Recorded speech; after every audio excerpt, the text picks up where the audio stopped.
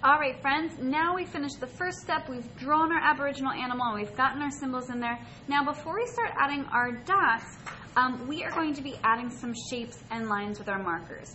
I love the dots, but again, when I've looked at Aboriginal paintings, they do have some other shapes too that are solid instead of just dots. So I'm going to kind of go with color themes. You can see in this one I used some greens and blues and yellows, and then the background I used some more warm colors. So I'm going to start with my blue marker, and I'm just going to start by adding some stripes. Again, you can add stripes, you can add shapes, just using a solid marker line here. Again, this is totally up to you. If you want to look at some examples from the presentation, you can to get some ideas.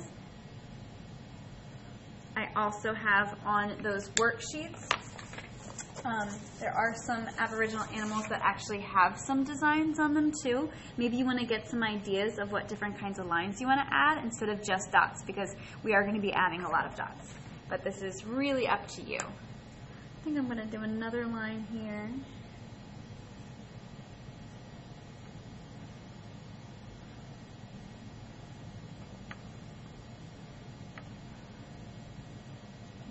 Okay.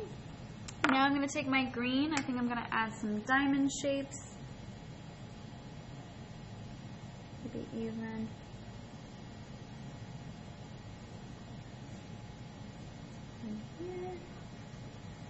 And again, I'm just making them solid shapes. This is totally up to you. You could even do different kind of designs with lines, maybe a zigzag or a wavy line.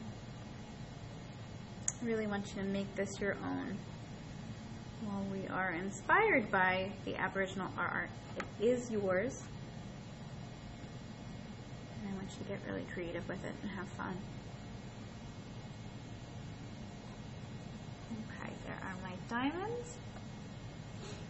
I think next what I'm going to do is I'm going to add some color to those symbols that I created. So before we add those dots, I am going to go in and just add kind of an outline. You can color them in completely if you want. I just want to add a nice bold color instead of a dot to these. Maybe I'll do one of my stars in yellow.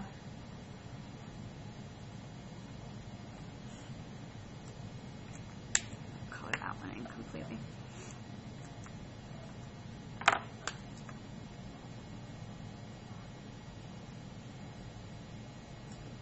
And this one's supposed to be rain, so I'm going to go in with my blue.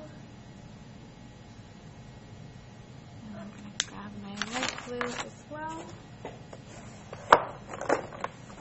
And do the little drops. And the one thing about using markers, especially when we go in with the dots, you just want to be careful with smudging and smearing. So, and if that happens, that's totally okay.